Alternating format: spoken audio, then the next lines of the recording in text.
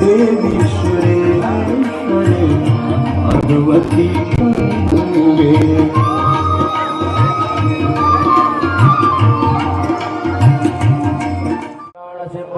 भज विश्वनाथम अरुण गंगा हटकेश्वरनाथ गणेश सर्वे देवी देवता ध्यान ध्यानम समर्पयामि।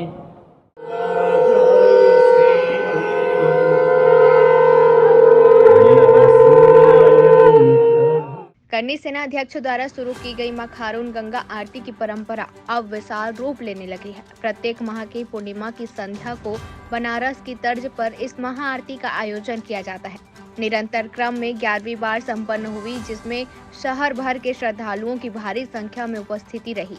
आरती से पूर्व सभी ने साथ मिलकर एक स्वर में खारून एवं भारत की समस्त नदियों को मातृ स्वरूप मानकर स्वच्छ एवं सुरक्षित रखते हुए कृतज्ञता व्यक्त करने की शपथ ली।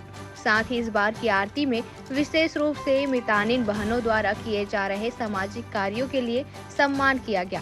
महादेव घाट के खारून तट पर भद्रपद पूर्णिमा की संध्या को खारून गंगा महाआरती एवं हटकेश्वर महादेव पूजन संपूर्ण विधि विधान से संपन्न हुआ। भैया आरती हुई और इसमें बड़ी संख्या में लोगों का सम्मान किया गया, ट्रांसजेंडर भी थे, मितान बहनें भी थी। देखिए, खारून गंगा महाआरती महादेव घाट जनसेवा समिति के द्वारा, करनी सेना परिवार के द्वारा ये आरती 11वीं आरती रही और हम हरदम प्रयास करते रहे कि छत्तीस कौम को लेकर के, धर्म प्रेमियों को लेकर के एक अलग जगहें, एक जागृति आए, धर्म के प्रति जागृति आए, समाज के प्रति जागृति आए। उसी कड़ी में आज मितानिन माताएं मातृशक्तियों का लगभग 25 से 30 महिलाओं का सम्मान हुआ और साथ ही साथ थर्ड जेंडर, जिसे हम जो है अपने समाज का एक हिस्सा मानते हैं, उनको बुला करके उनका सम्मान किया गया और एक समाज में एक अलग तरह का मैसेज जा रहा है।